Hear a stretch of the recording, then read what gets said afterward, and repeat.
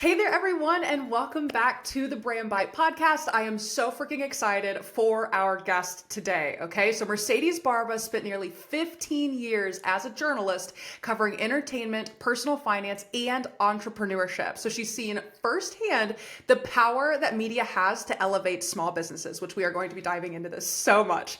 But she launched Mercedes in Media to really help entrepreneurs and small business owners get featured in the media to get the visibility that they deserve. Now, Mercedes, before we dive into like all things PR, can you first tell us kind of what it was like transitioning from journalism into this entrepreneurial space? Absolutely. Hunter, thank you so much for having me, and to everyone listening, thank you so much for being here. And I'm really excited to kind of dive into the power of PR today. So, like you mentioned, Hunter, I spent about almost 15 years as a journalist. So I'm originally from Los Angeles, born and raised. When I was here, I always knew I wanted to be a journalist. I found myself in Hollywood covering red carpets and press junkets and film festivals and interviewing directors and celebrities and actors. And that was a really cool experience. And I did that for about 4.5, 5 years. But what really changed my vision in PR and entrepreneurship was when I moved to New York City. I always wanted to move to New York. I applied to NYU for the master's program in journalism. I got in and moved, packed up my bags with my dog and moved to New York. And when I graduated from NYU, I kind of was figuring out what I wanted to do, and I fell into covering finance journalism. So, my family, they were entrepreneurs. They were complete entrepreneurs. My parents worked for themselves. They never had a boss. And so for me, it was always so fascinating about that, that life was so interesting to me. And so when I kind of had the opportunity to work in finance, I was like, money, what? Like, there's story. People are covering stories about, growing up in LA, all you think about is like Hollywood and entertainment and what is this person wearing on the carpet and the designers. And there's so much more to PR. And I think we're seeing that a lot nowadays, is now you see everybody needs PR because we all have the same problem of visibility. So when I fell into working in personal finance, I was covering small business owners. I would see firsthand, like, oh, we're covering a small business at our publication, and look how much they're growing. If we covered them at CNBC, which is a media company I worked at, which is NBC Universal's big finance channel, if we covered them at CNBC, look, Yahoo Finance covered them. Look, Business Insider covered them. And I started noticing, like, wow, their visibility is growing, and this is so incredible. So I covered the finance space for about 9.5 years. Senior video producer, senior investing editor. I'd done it all, from in front of the camera, behind the scenes, storytelling, writing, video. And one day I woke up and I was like, well, what is my next trajectory in life? And helping small business owners, storytelling was always something that I was passionate in, of course, being a journalist. And so I ended up launching my PR firm as a side hustle while I was a journalist. And all of the media organizations that I worked at were very supportive about it, which now in hindsight, I'm like, I'm so thankful for that they allowed me to pursue this. So it got to the point where my PR business was starting to overtake my 9 to 5. And one day I ended up leaving corporate forever. And now I have a number of clients in the personal finance space that I land media coverage for. So a lot of the focuses that I do is the brand, the founder story. How did you launch your business? Did you raise funding? If so, how much? How can we get you, the founder behind the brand, the media coverage that you deserve? So I have a number of clients that I'm doing that for, landing stories in Forbes and Business Insider and CNBC Make It. And it's all just been so incredible. And I love, the best thing ever for me is when I see my clients get featured in the media, and I'm like, yes, like, look at, this is you. Look at the awesome stuff you're doing. And the media is recognizing that. Well, something that I love so much about your story is that you spent so much time in the media. And I know when we first met, we chatted about, because I also went to journalism school, and like what that process was like and how it kind of creates the person that you are with all of the training that you go through and the storytelling that you learn how to do. And I think that having those 15 years of like kind of almost behind the scenes experience of like, look, now when we are pitching to these people, I know exactly what works. Like, you have seen it, you've been pitched to. And so I'd love for us to kind of dive into here what even is like PR from the small business perspective, because I think that a lot of us really think that PR is for like the big companies. Like you think of the PR teams for big corporations and stuff. And so as small business owners, I think we oftentimes assume that I'm not big enough for PR. Why would I invest in something like that?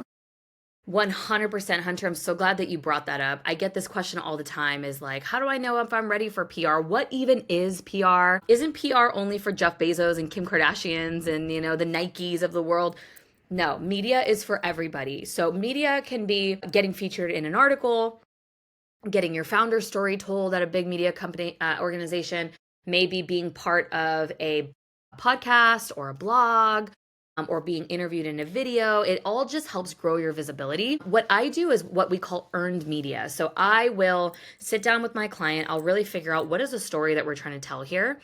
What is our goal? Are we trying to drive product sales? Are we trying to just gain the visibility? Are we trying to get you the expert go-to thought leadership, ideals? I have a client right now that wants to exit her business. And so in the next like 5 or 10 years. So our goal is to land her Forbes, which we did, Business Insider, which we did, CNBC, which we're doing, and getting her all of those large logos on her website so that when investors come in, they see that and they're like, oh, okay, she's reputable. Media organizations are covering her story. And that's, I think, a lot of people get that. It's like a big misconception of I think media is for the large companies, and it is so not. I have a friend, a really, really dear friend, who is an editor-in-chief of numerous organizations, and he always told me that he preferred pitches from the business owner themselves as opposed to a PR team. He told me that, and it blew my mind. This guy has been editor-in-chief at 2 large media organizations in New York City.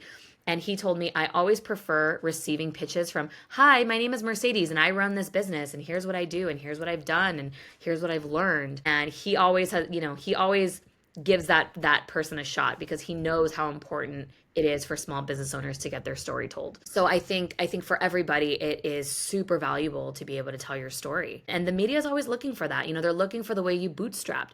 Business Insider is really good about stories like this. Like they want to know, I just read an article today on Business Insider that said, I spent $500 on a fashion, on a personal stylist, and here's what I learned. That could be for anybody, right? I spent, $500 on a training of blah, blah, blah, and here's what I learned. It puts you in front of the media. It puts you in front of the press. It also helps with your backlinks. So when you are in an article on Business Insider, they are going to link your website back, and that will drive traffic to your site. And Google also likes that. Google likes when mercedesbarba.com is connected with Forbes, because then it starts recognizing you as an expert in the press, in the media, and it starts to push you up higher in search. So there's just so many benefits that come with getting media coverage. Well, I think it's so cool that your friend was like, no, I will prefer to have the pitch from the person. Because I know that like for me, even prior to, obviously to this conversation, I'm like, well, like it's probably better if someone else pitches me. So then it doesn't look like I'm being too self-promotional. And I think that that's just another misconception that we've got to get through as we step into this. So another question I have for you, because you gave us an example of like a story that you read. What are other ways? So we've got like the founder story. We've got hey, like I tested this thing out. Here's what happened. What are some other angles that you feel like people can think about? Because I know for me, like it's what would I even talk about? Mm-hmm. Like Yeah. what am I going to pitch, right? So how do you help people flesh this out? And what are some ideas that we can brainstorm together for individuals? Absolutely. Such a good question. This is, in PR, it's that question of, well, what am I even going to pitch? And I think about this all the time. What am I even going to pitch? Like, so what I do is I'll scour the news. I read the news. I look to see, okay, if I have a client, right now I have a really amazing fintech client. They launched an app. They're incredible. They're in the financial tech services space. And I'm like, what are their competitors doing? So I'm reading.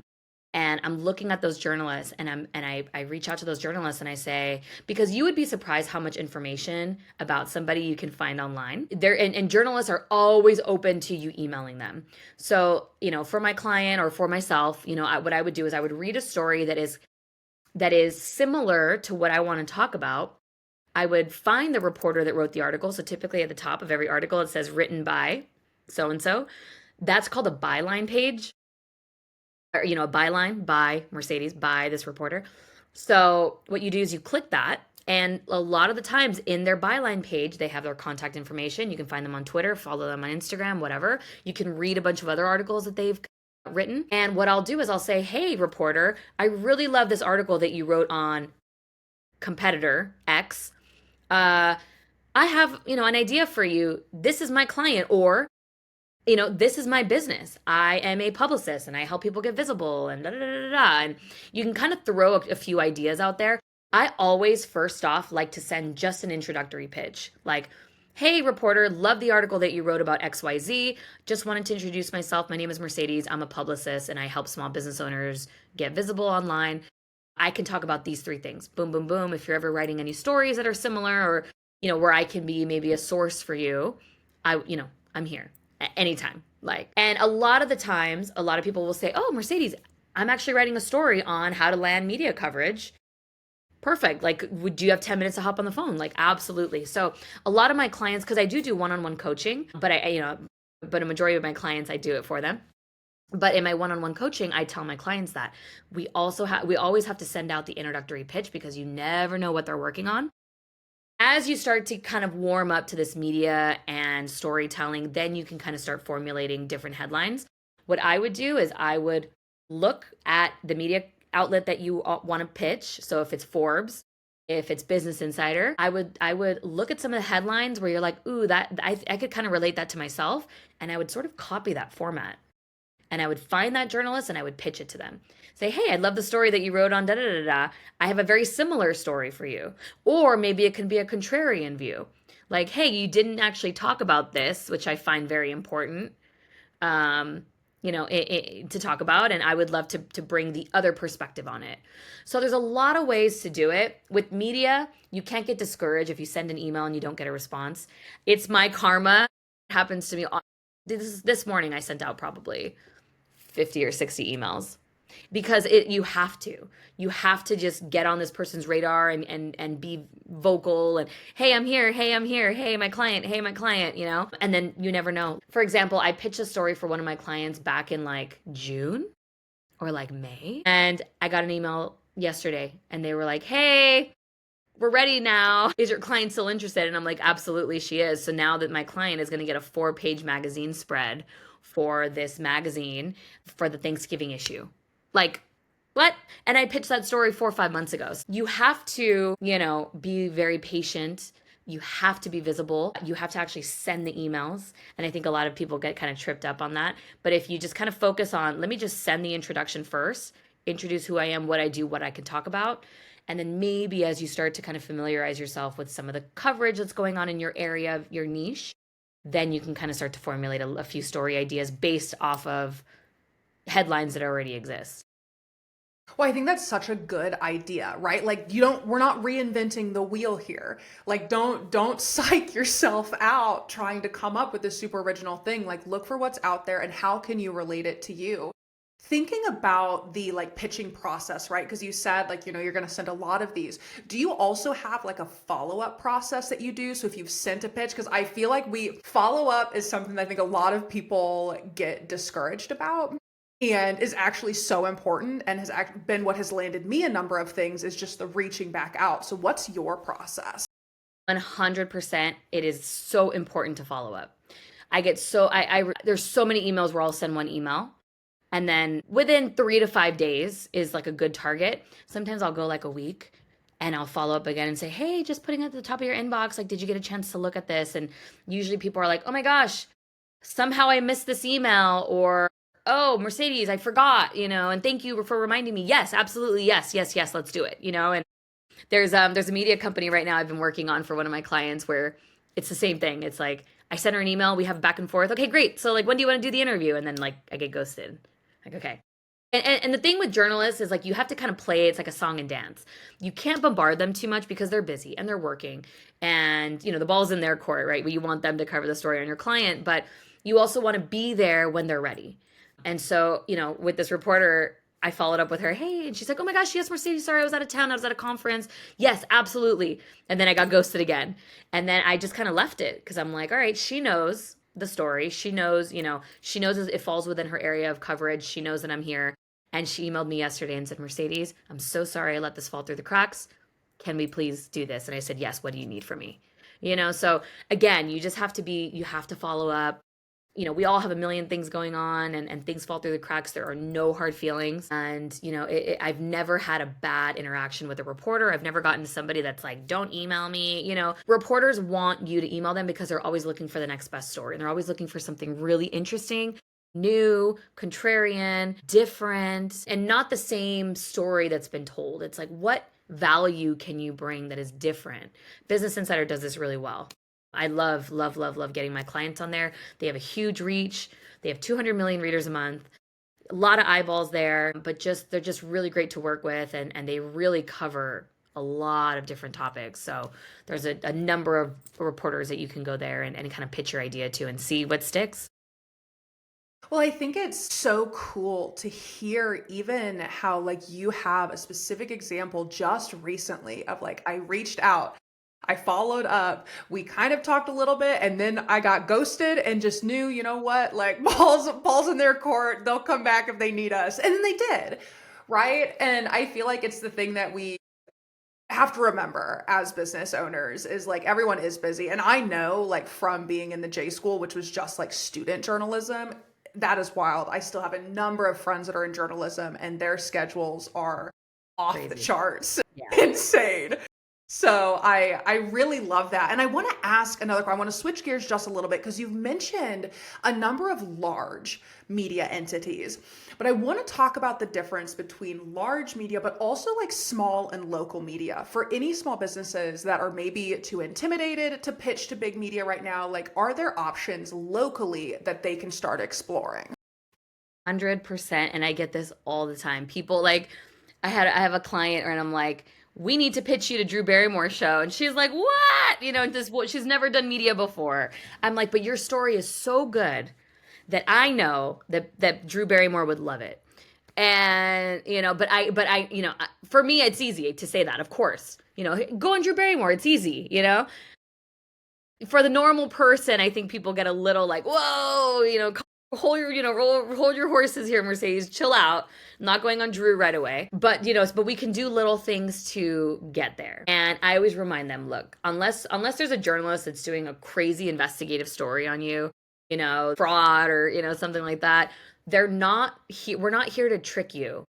Journalists are not here to trick you. We're not here to say, gotcha. They're going to ask you questions about your business that It's not anything out of the ordinary. It's not, you definitely have to know your figures if you're a business owner and, you say you bring in $4 million a year, you have to back that with fact. And I always make sure that my clients have that because I know that they're going to ask me for that. But, but there's a lot of media opportunities that we can start small. So one really good publication that always is accepting pitches is Authority Magazine. It's a really small blog where they'd send you a list of questions and you basically write your answers. It's good for SEO.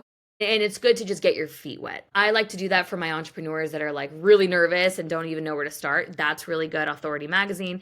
There's a couple of different companies like Voyage. So there's Voyage LA, Voyage New York, Voyage Atlanta, whatever the major city is, there's a Voyage. And that will be more local. Then a little bit of a step up towards that. Let's say you own a brick and mortar bit like a hair salon or a beauty something. Or anything, you can start to target like maybe the local newspapers around you or the local TV stations. So here in LA, we're a larger market, so this might not be a good example, but here in LA, we have KTLA 5, ABC 7, NBC 4, and all of those. Spectrum News is a really good one to hit if you want to kind of do a media feature. I have a client that got on Spectrum News. Her story was so great, and that was one of the first things that she had ever done. And it was a little bit of a step up from like these Authority magazines or Voyage. It was Spectrum and it aired on TV and people were like, I saw you on TV, and she drove sales to her business. And one thing about journalism that you have to remember is journalists are not here to promote you. So you can't say like, I have a new product and I really want you to talk about the product. They're not going to do that. They're going to, as a journalist, we don't do marketing. That's not what that is. What we do is we storytell. So what about your business is interesting? What have you done differently? And then what we can do is put the link for your website in there. And then on your website is where you can promote like, we got this new product and 50% off or whatever. So people have to remember that when, I had a client that was like, I want to move people to my online course. I'm like, but that's not what media is for. What media is for is to build you as a thought leader. So when people see you in the news or on, in an article, they go to your website and they say, oh, she was featured on Forbes and she has this online course. Why don't I try it? So that's a little bit, you have to remember that as a reporter. But, local news is always really good to kind of get, if you need foot traffic, to kind of put yourself on the map and what you're doing differently. And local news is a really, really great place to pitch yourself. Well, I think it's really good too that you bring up the storytelling aspects, because it is not a like what. Because when we hear pitch, right, you're thinking pitch your services is what pitch typically means as a business owner. And when you're pitching to the media, you're so right. Like, you are pitching a story. They are not there to sell your products for you. They are there to tell your story, or a story. And you brought up a couple of questions to be asking yourself. Are there any others that you think that listeners should be just rolling around in their brain to get the storytelling aspect going, as opposed to kind of this, well, I need to sell, sell, sell? Yeah. I think just looking at yourself like, like look back at your story and really see how far you've come, because that's really relatable. And the media always is looking for those types of bootstrap stories of like, oh, my first 2 startups failed, but my third one didn't. And, here's why. Like, that's interesting. Business Insider would totally cover that. Right now, they're doing a tons of coverage, I'm noticing, on pitch decks. So it's like, check out the pitch deck from this, company that raised $1 million in funding. Or so try to think of yourself, just try to really kind of go back in time to when you were a budding entrepreneur. What you learned. Like, for example, one of the headlines that I want to pitch for myself is, I've spent X amount of money on online courses and training. And here's the one thing, the biggest takeaway from all of them. And that doesn't necessarily promote my business, but what it does is it gets eyeballs on me.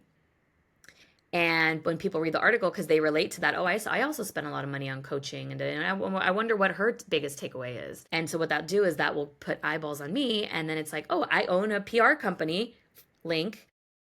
And then it gets driven back to my site, and then I can get a lot more traffic there. And I always like to tell my entrepreneurs, like, make sure you have some sort of landing page, like automatic opt-in page for your newsletters, so that when people go to your site, they sign up for your newsletter. Because if we're driving people from Business Insider over to you and you have nowhere to get emails, people are just going to leave and you'll never see them again, ever. So we don't want to lose those incredible opportunities. Right. Well, I'm so glad you bring that up, because I feel like it's such a great way to tie branding in too. Is like, if you're going to be getting these media features, like, eyes will be coming. And so making sure that you're prepped and ready for that, like you said, you've got somewhere for them to land, something for them to do, keeping that in mind, making sure you're presenting yourself the way that you want to be presenting yourself. So I freaking love this. Another question I have, because we touched a little bit on the like feeling too small. And I know that, like, even for me, we'll talk about kind of my own hiccups here in media features, is like the financial side of it, right? Like, I'm not making $1 million. And I feel like, especially in the online business space, a lot of what is seemingly published a lot is 7-figure, 7-figure, 7-figure, 7-figure. And so it's easy then to feel like, well, I'm not even a contender in this market if I'm not making 7 figures, or even like high multi 6 figures.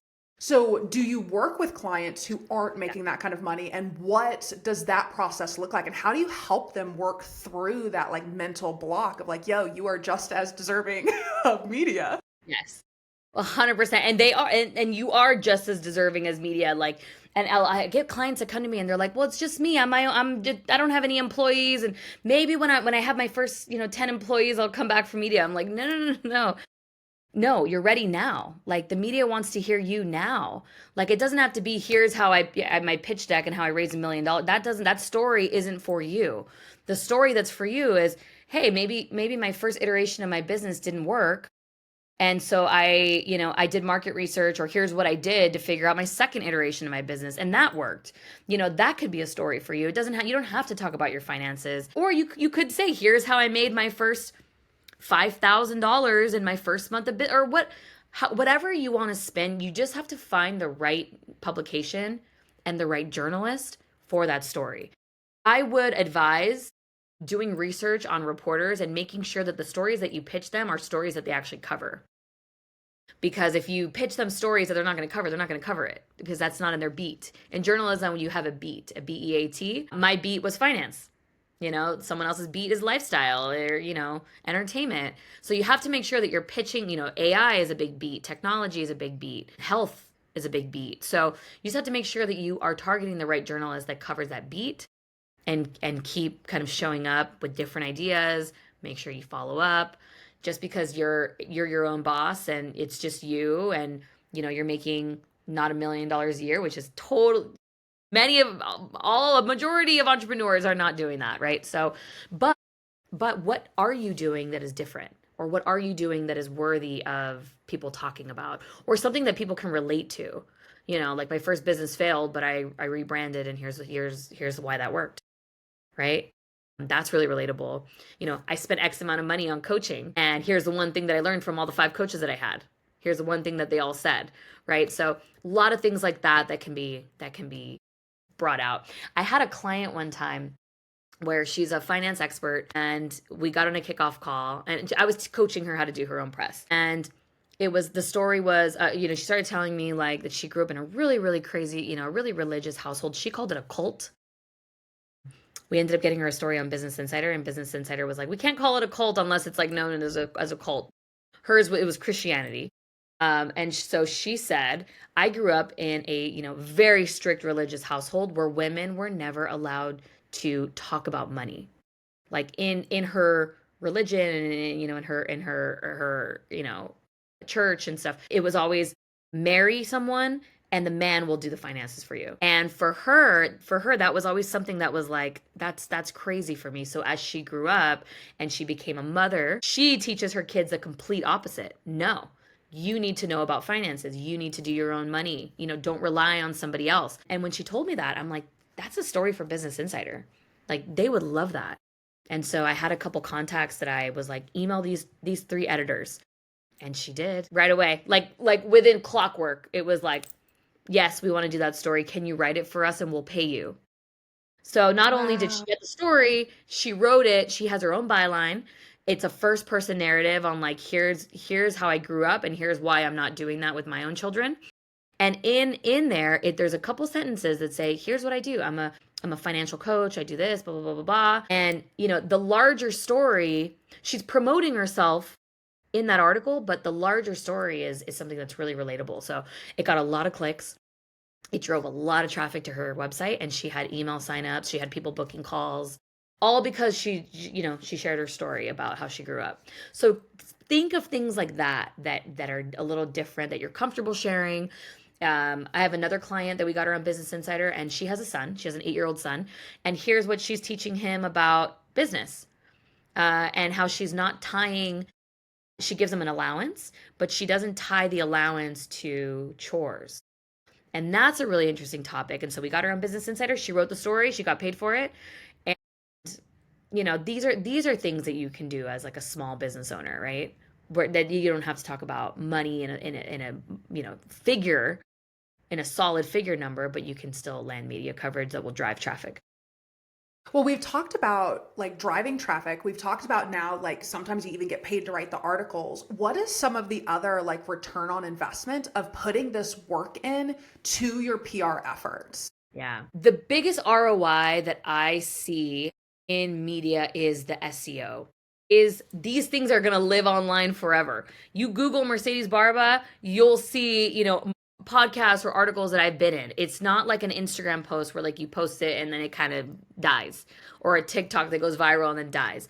These are things that live for a long time. So when people start Googling you, they'll see Business Insider, oh, Forbes, oh, Authority Magazine, local Spectrum News. Oh, interesting. Okay. So, that kind of stuff really goes a long way. And I think clients alike, people alike, they see that and they really value, because the media is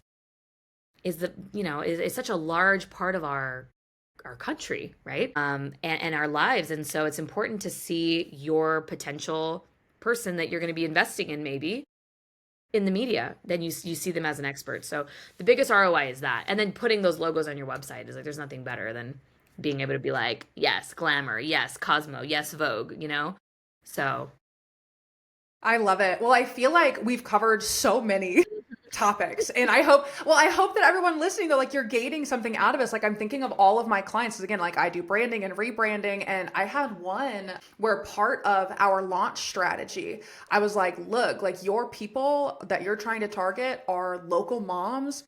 Like, Mm. can you pitch your new business that you guys are opening, this brick and mortar that's in their neighborhood, to mom blogs? Because that's where they're getting their information. And they did. And they've gotten so much additional media coverage after that. Like, I think they're going to be, I know they got voted best new food in, I think, 2024.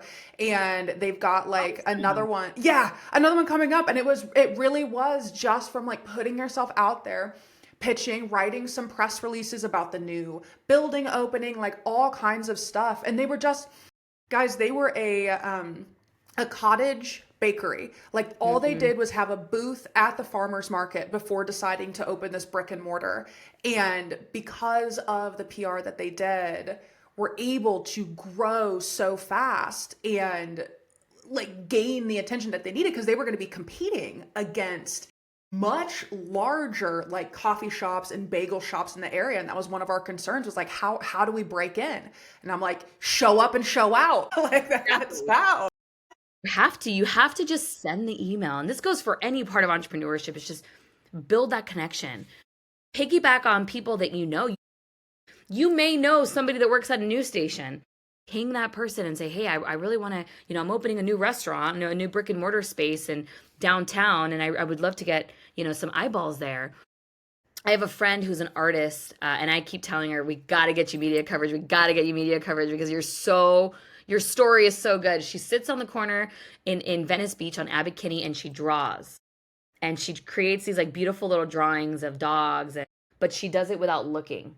So like she'll look at the photo that you give her and then she'll draw it and then the dog comes out looking really quirky and weird. And this woman is a trained artist, like fine, art, but she really found a niche in doing these really quirky dog portraits. And I'm like, the second a reporter from the local news sees you on the corner in Abbot Kinney in Venice Beach, they're going to want to do a story about you. And it's just being able to tell your story and wanting to do it and not being nervous. I think a lot of people get nervous, and again, unless it's an investigative story on how this person committed fraud, journalists are not out to get you. As a journalist myself, I love hearing people's stories. I'm like, tell me everything about your life, and that's what we want to do, and whatever you're not comfortable sharing, you don't have to share. If they ask you a question where you're like, ooh, I'm not comfortable sharing that, that's okay. It's they just want to get to the story. They really want to get down to the nitty gritty, and just being able to do that is you're one step ahead of everybody else. Well, I love that you bring this kind of autonomy piece into it too. Like you are allowed to say, actually, I don't want Mhm. to answer that, because I think sometimes that can also be a little tough. I think especially for like women in particular. Like I know that I feel like I have to, like if someone asks me a question, I feel like I just have to like spill it out because, well, I was asked, there's the people pleaser in me, right? And so Right. I love that you also share that. And I think it's so, so important. So anyone listening, make sure you're taking note. Like if you do, start doing PR and you're asked a question that you're not comfortable answering, it is a-okay to set that boundary and say, I'm not comfortable answering this. Well, Mercedes, I have two more questions to ask you. They are my favorite. I also feel like we really could talk about this all day long. Like there's a All day. million questions that I want to Yeah. ask, and I'm like, we are already at time.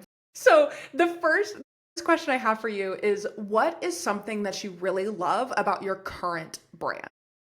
My current brand. You know what I really love? Well, I love my branding. I worked with an amazing brand designer years ago, and I love the colors. I love my website. I just love the images. I loved it all, and it really came down to when we were trying to figure out what my messaging was. It was like, my hometown of LA. Like she pulled a lot of elements from the city, which is, I mean, I lived in LA and New York. I'm a city girl.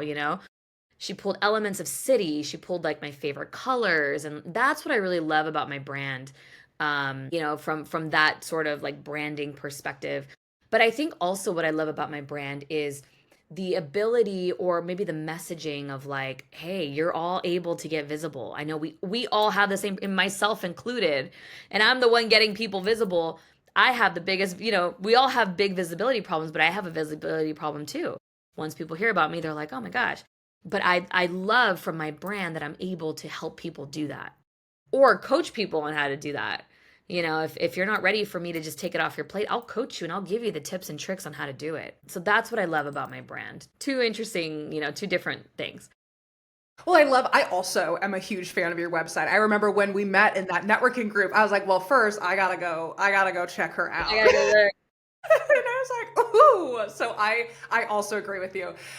My next question, this will be our last question, before you share how people can get in contact with you, is what is something that you wish you were doing differently in your brand? In my brand. Well, one of the things that I think one of the things that I had always toyed with or struggled with is like leaving myself open to not just PR. Obviously I love PR is I love it and I will continue to do it forever, but there are other ways to sort of do this visibility thing. The journalism world right now, we didn't even get into this, but the journalism world right now is so changing. It is evolving. I don't know if anybody's been following, but there's been tons of layoffs in the space. And I'm a professor at my community college where I went to school. In the same classroom where I was a student, I teach a journalism class to my students. And I showed the last night I had my class and I showed them NBC's laying off 150 people. And I'm like, I'm not showing this to scare you. I'm showing it to show you that journalism is evolving. It is not going anywhere. It's just evolving. Back in 2008, when I got into journalism, print was dying. The LA Times didn't, nobody was buying LA Times anymore. The print, it was all moving to digital. And so I saw that change of, going from print to digital. And so right now it's AI and it's media companies are, because AI is aggregating all of this information, media companies are not seeing the clicks that they used to. So it's changing. And so for me as a business owner and as a publicist, I also have to change. So one of the biggest things that I remember when I was starting my business a few years ago was, how do I leave myself open to the ability to change? And so I have somehow figured that out. I'm branching off into other sort of angles and different things that I'm really excited about, but it's leaving, it was always that like having the ability to leave myself open to pivoting, because this industry is not going to be the same forever. It's changing now. And as a business owner, I have to go with the ebbs and flows of the industry. And so it's not something that I wish I had done differently, but it's something that I had like always in my head, like focused on, like making sure you leave yourself open to change. Change is good. Evolution of a business is good. And then when you really, when you figure all of that evolution out, and that's the sweet spot that, where you can sit for a minute and take it all in. Oh my gosh, I love this. So Mercedes, how can people get in contact with you if they want to continue learning more, if they want to work with you? Like, where can they find you? Yes. So you can find me, go to my website, mercedesbarba.com. BARBA is my last name. Mercedesbarba.com is my website. You can just send me a note there. You can follow me on Instagram at Mercedes and Media.